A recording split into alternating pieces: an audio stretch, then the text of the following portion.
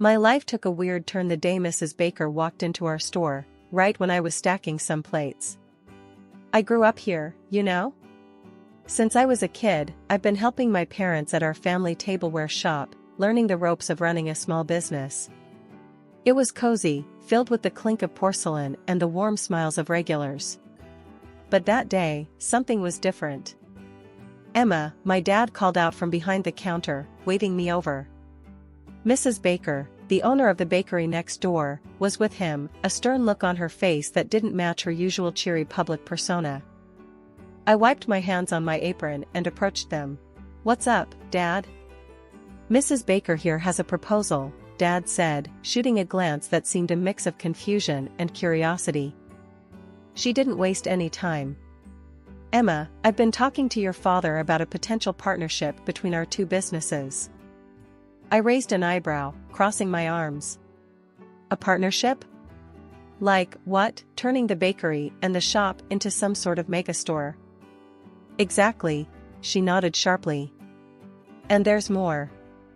I think it would be a good idea if you and my son, Michael, got to know each other better." I choked on my own breath. "Wait, what? Michael? Why?" "It's simple," she snapped, her voice firm, almost commanding. "Michael and you getting together would make this business merger smooth." "It makes sense, Emma. Think about the potential." I looked over at Dad, who seemed just as stunned but intrigued. "You're talking about a marriage merger? Like in the movies?" "Yeah," Mrs. Baker continued. "It's all for the business, sweetheart. You two could be a power couple, the face of a new joint venture. It's practical." Dad nudged me gently. "Emma, just meet him. No harm in that, right?" I sighed, looking from my dad's hopeful face to Mrs. Baker's stern one.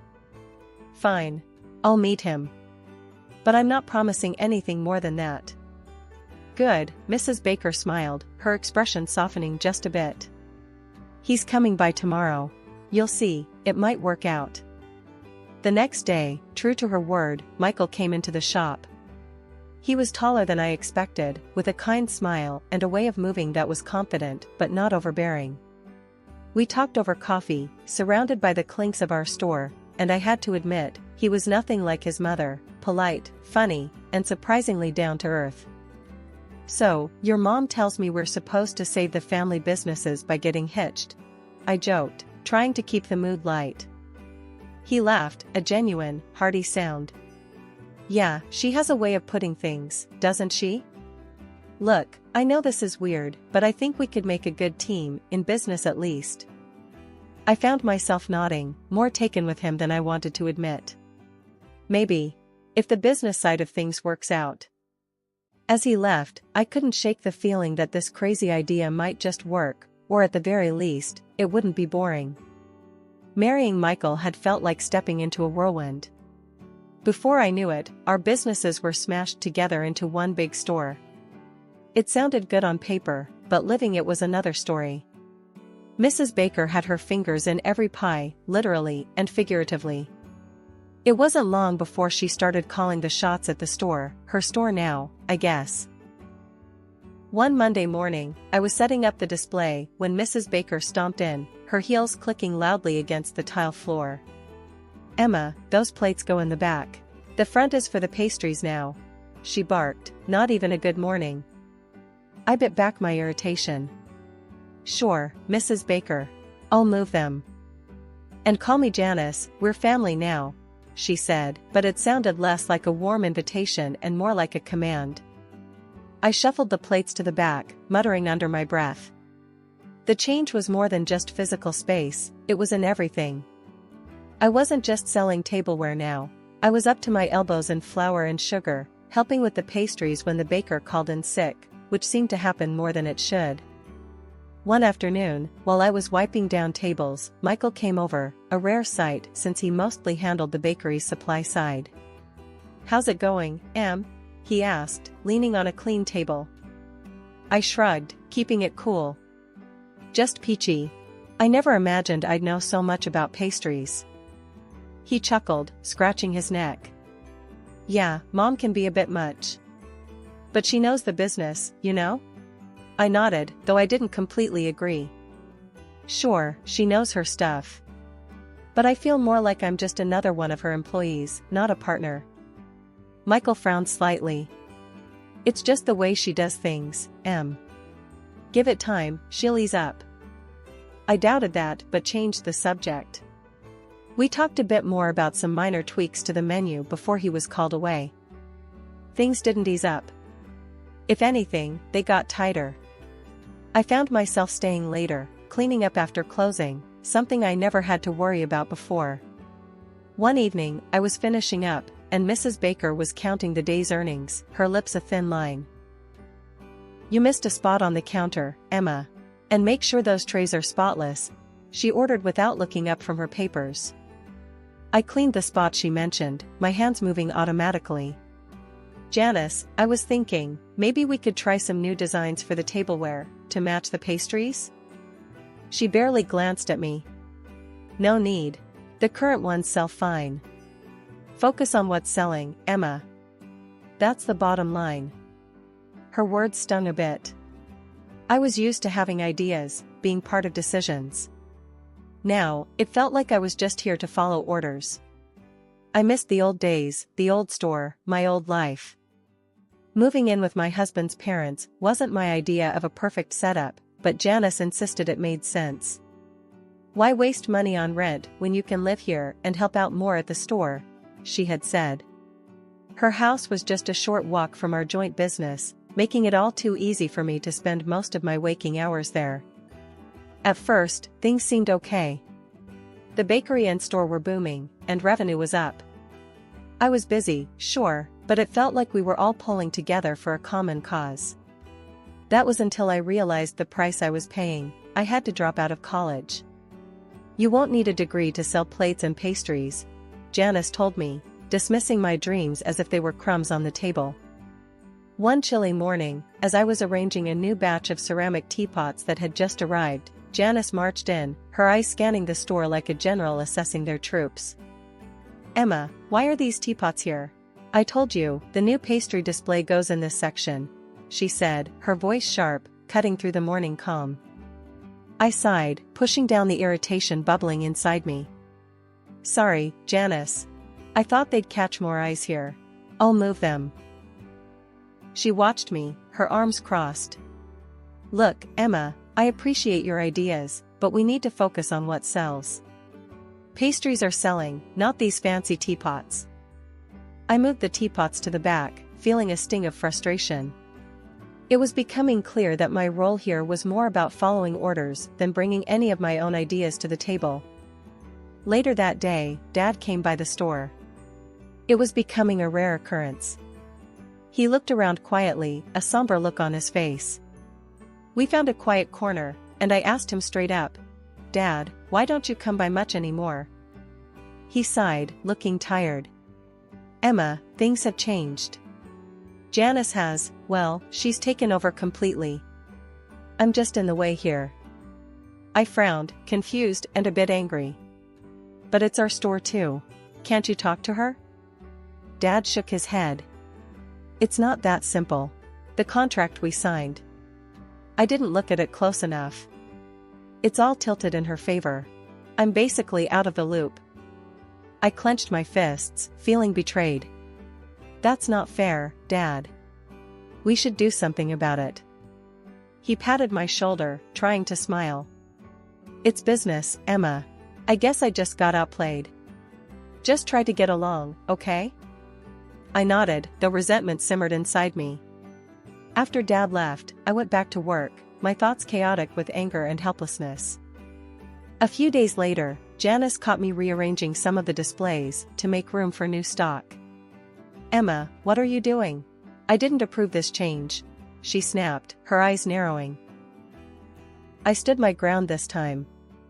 Janice, we need to make room for new stock. These items aren't selling. We can't just push pastries, people come here for variety. She stepped closer, her voice low and harsh. Listen here, I know what I'm doing. This isn't some little game, Emma. It's a business. My business now. You do well to remember that. Her words hit hard, and I was left speechless as she walked away, leaving me to stew in my frustration. When the pandemic hit, it threw everyone into chaos, our store included. Sales nosedived as lockdowns kept our regulars tucked away at home. I remember standing in the middle of the eerily quiet store, feeling the weight of impending doom. It was clear we had to pivot, and fast, or we'd be another casualty of the crisis. One morning, I approached Janice, who was busy flipping through inventory lists that looked more depressing by the day. "Janice, we should take the store online," I suggested, trying to sound as confident as possible. "We can set up a delivery system. It might help us keep going until all this blows over." She looked up, skeptical. "Online, huh? And who's going to set that up? You?" "Yes, me. I've been reading about it. It's not that hard, and I think it's worth a shot," I responded, feeling my resolve harden. With a heavy sigh, Janice finally conceded. "Fine. Do what you can. But this better work, Emma." I threw myself into the project, learning everything from website design to logistics. Surprisingly, or maybe not, the online shift was a hit. Orders started rolling in, and it wasn't long before we were busier than we had been in months. I managed everything, from updating the website daily to coordinating with couriers, and it felt good to be proactive, to steer the ship through stormy waters. As the pandemic waned and life slowly edged back to normal, I had a new idea. "Janice, why don't we keep focusing on online sales and individual orders? It could be a new direction for us," I proposed one evening as we were tallying up the day's sales, which had shown a promising upturn thanks to the online orders. Janice didn't even look up from the books. "No, Emma. We're going back to how things were. That's enough of this online nonsense." It was a temporary fix, not a new business model. Michael was there too, nodding along to his mother's words. "Mom's right, Em. People will want to come back in person. Let's not fix what isn't broken." I bit my tongue, holding back a retort. It was frustrating. We had a golden opportunity to evolve, but they were too set in their ways to see it.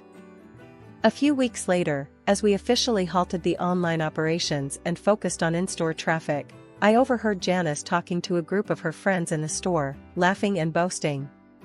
Yes, it was quite a challenge, but I managed to keep the business afloat during the pandemic. We had to adapt, of course. I paused behind a shelf, my hands clenched into fists. The nerve of her, taking credit for my sleepless nights, my ideas, my hard work. It stung, but I swallowed my anger. Arguing wouldn't change her attitude, and it wasn't worth the drama. It was a gloomy Tuesday, rain pelting down so hard it drummed against the store windows like 1,000 tiny drums. Most folks were smart enough to stay indoors, but the shop was open, just in case. I was tidying up some displays near the entrance, lost in thought, when the bell over the door jingled sharply. A small girl, no older than 8, stood dripping in the doorway. Her coat was soaked through, hair plastered to her head, eyes wide and scared. I dropped the cloth I was holding and rushed over. "Hey there, sweetie, come on in. You're soaking wet," I said, guiding her gently inside. She shivered, clutching a small backpack to her chest. I got lost. I can't find my mom."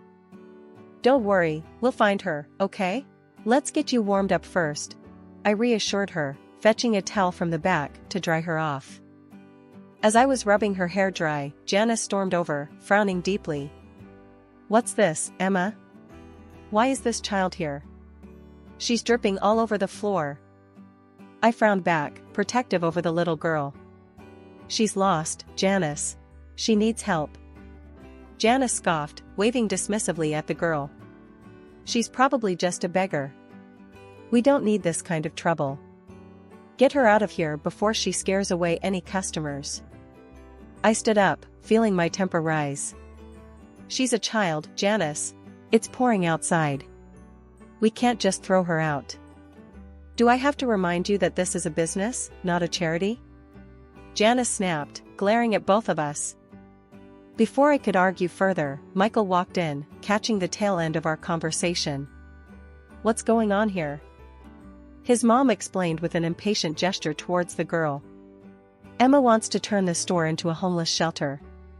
I say she goes out the same way she came in." Michael looked at the girl, then at me, and sighed.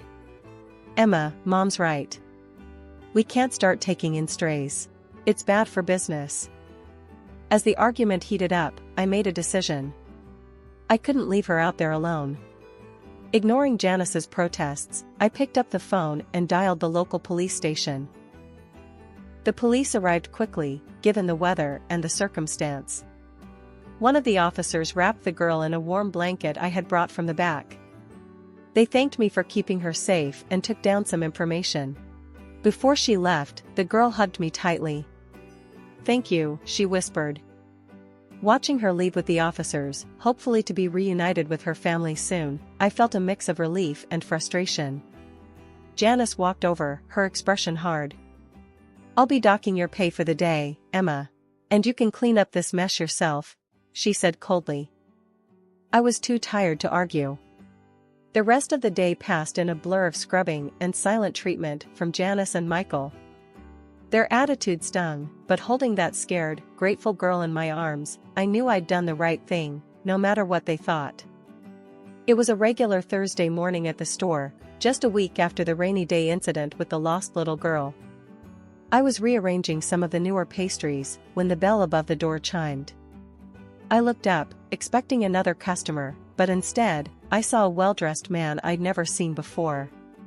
He walked straight to me, his expression serious yet friendly. "Good morning," he greeted. "Are you Emma?" "That's me," I replied, a bit puzzled. "Can I help you with something?" "Yes, actually. I'm Thomas. I don't know if you remember, but you helped my daughter last week when she was lost. She hasn't stopped talking about how kind you were." I blinked in surprise, remembering the little girl's tight hug. "Oh, yes, of course. I'm just glad she's safe now. How is she?" "She's great, thanks to you," he smiled. "I actually came here to thank you personally and also to offer my help, if you ever need it." I was taken aback. "That's very kind of you, but I don't know what you could help with." Thomas handed me his card. "I'm a lawyer. I specialize in business and contract law.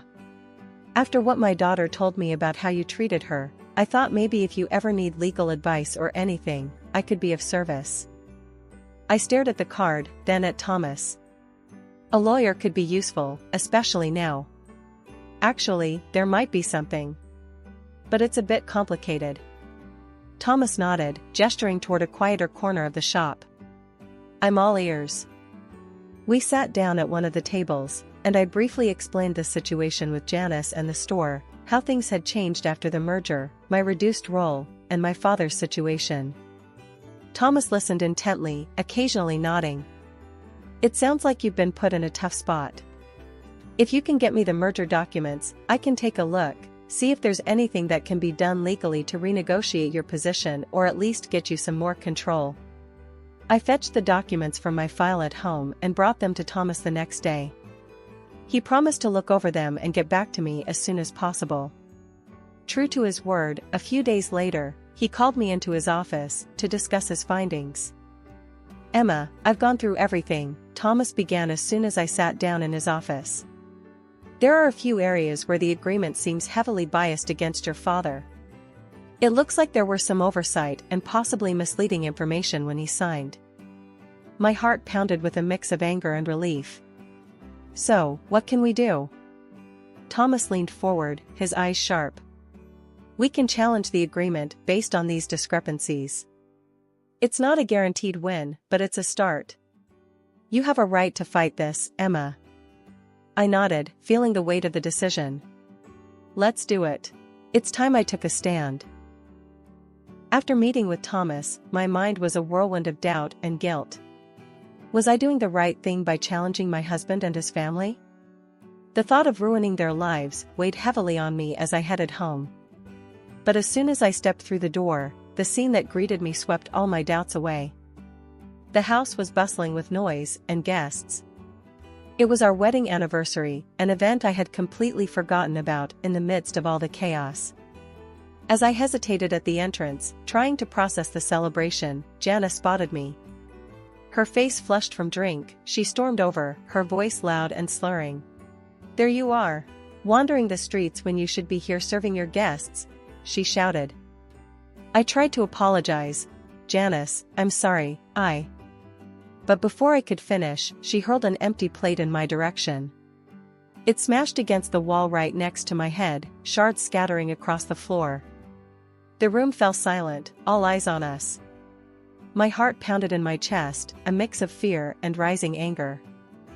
Then Michael staggered over, wine glass in hand. He sloshed the contents onto my hands and blouse. "Clean yourself up, you're a mess," he slurred, chuckling. Janice joined in the laughter, and a few of the guests murmured uncomfortably, not sure how to react. That was the last straw. I felt something inside me snap, the last thread of tolerance for this life I was living. I straightened up, wiping my hands on my skirt, my voice steady and loud. "Enough," I declared, silencing the room. "I've been to a lawyer, and I'm filing for a divorce." The shock was palpable.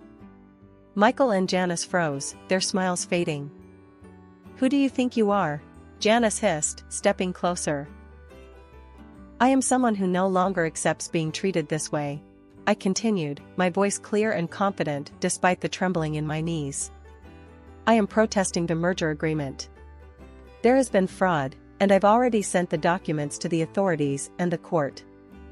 I could see the fear flicker in Janice's eyes, her tipsy bravado slipping. "You can't do this to us," she stammered.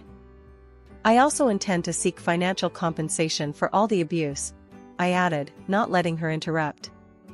I turned, heading upstairs to pack my things. Behind me, I could hear Janice scrambling after me, her tone suddenly changing to one of desperation. "Emma, please, let's talk about this. We can sort something out." I stopped at the top of the stairs, facing her one last time. Pulling out Thomas's business card, I held it out. "You can discuss it with my lawyer. From now on, that's how we communicate." Packing my bag was quick, I didn't have much I wanted to take from that house. With every piece of clothing, every personal item, I felt a bit more free. After what felt like an eternity of legal battles and emotional upheaval, the final court hearing was more than just a procedural event, it was the day I reclaimed my life and my family's business. Standing beside Thomas, my lawyer, I watched with a steely resolve as the judge delivered the verdict that would set everything right. "The court finds in favor of the plaintiff," the judge announced, his voice echoing in the silent courtroom.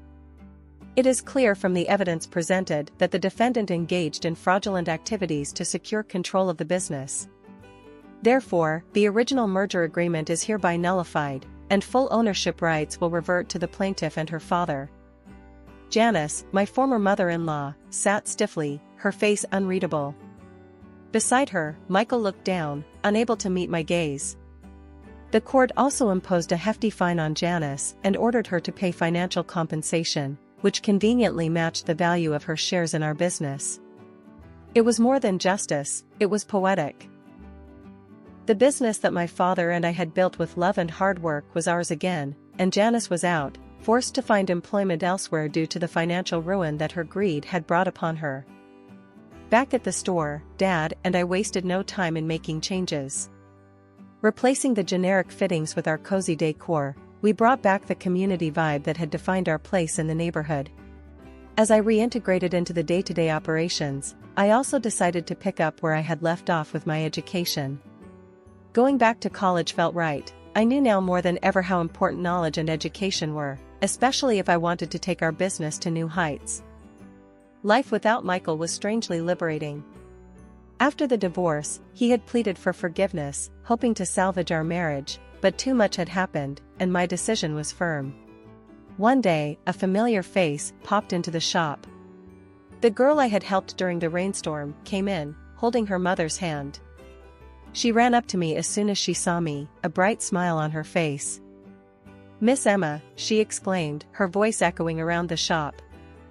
"Hey there." I crouched down to her level. "How are you?" I'm good. Mommy says we can get a big cake from here for my birthday. Absolutely, I laughed, glancing up at her mother, who smiled warmly at me. We'll make sure it's the best cake you've ever had. As they wandered off to pick out some pastries, I straightened up, watching them go. This was why I fought so hard. Not just for me or for my dad, but for these moments of joy and community.